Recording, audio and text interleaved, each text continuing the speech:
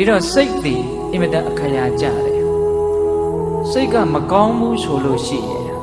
မကောင်းတဲ့စိတ်တွေနဲ့ပြောမယ်ဆိုရင်အဲ့ဒီအပြောဟာမကောင်းတဲ့အပြောပဲဖြစ်မှာပဲ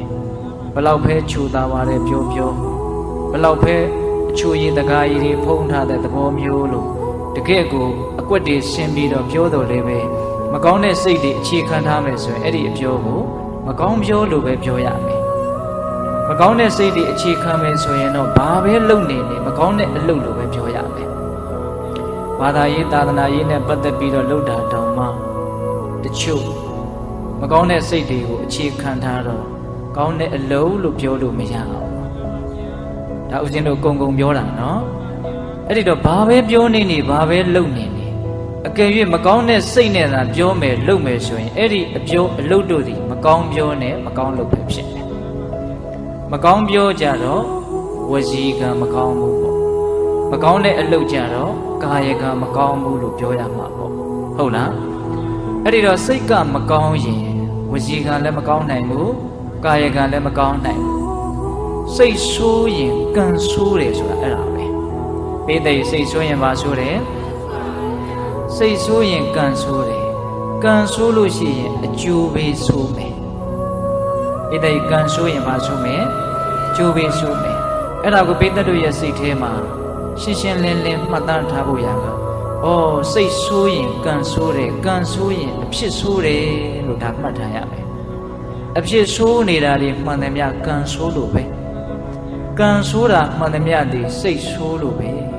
စိတ်ဆိုးတယ်ဆိုတာဒေါသဖြစ်တာလေးကိုဆိုလိုတာမဟုတ်ဘူးဆိုးတဲ့စိတ်တွေမကောင်းတဲ့စိတ်တွေယုံမာတဲ့စိတ်တွေဖြစ်တာကိုစိတ်ဆိုးတယ်လို့ဆိုတာဒါကြောင့်ရှေးတုန်းကမထေရမြတ်ကြီးတပည့်ကအတူတူလေးဩဝါဒပေးဘူးလေအကောင်းဆုံးဩဝါဒလို့လည်းပြောလို့ရတယ်အဲ့ဒါဘာလဲဆိုတော့စိတ်မဆိုးနဲ့ကောင်းကောင်းနေတဲ့ဆိုလိုကြီးကဒါနှလုံးထဲပြောတာနော်ဘာတဲ့တော့စိတ်မဆိုးနဲ့ကောင်းကောင်းနေတဲ့စိတ်မဆိုးနဲ့ဆိုတာဒေါသမဖြစ်နဲ့လို့တင်ဆိုလိုတာမဟုတ်ဘူးဟုတ်လားဆိုးတဲ့စိတ်တွေမဖြစ်စေနဲ့ကြိုင်ဆိုင်တဲ့စိတ်တွေအလိုဆန္ဒပြင်းထန်တာတွေရမဇောတွေအာကြီးတာတွေမကျင်တတ်တာတွေမုန်းတီးတာတွေမနာလိုတာတွေဝန်တိုတာတွေအဲ့ဒါကောင်းတဲ့စိတ်လားဆိုးတဲ့စိတ်လားအဲ့ဒါလို့ဆိုးတဲ့စိတ်တွေမိမိတန်တာမှာမဖြစ်စေနဲ့လို့ဆိုတာကစိတ်မဆိုးနဲ့လို့ပြောတာဒါပေမဲ့ဒီကနေ့ခေတ်ကလူတွေကတော့စိတ်မဆိုးပါနဲ့ဆိုရင်ဒီဒေါသမဖြစ်ပါနဲ့လို့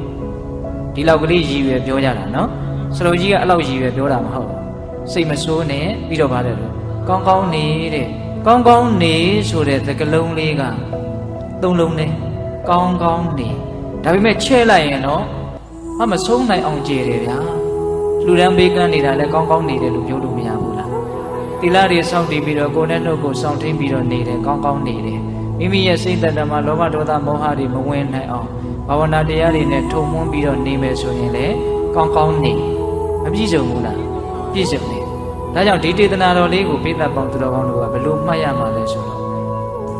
စိတ်ဆိုးရင်ကံဆိုးမယ်ကံဆိုးရင်အဖြစ်ဆိုးမယ်အဖြစ်ဆိုးပြီဆိုမှတော့ကောင်းနိုင်မှာမလားမကောင်းနိုင်ဘူးဒါကြောင့်ရှေးသူတော်ကောင်းကြီးတွေကလူမုံမှမကြောက်နဲ့ကံမုံမှကြောက်ဒီတိုင်းဗါတဲ့တော့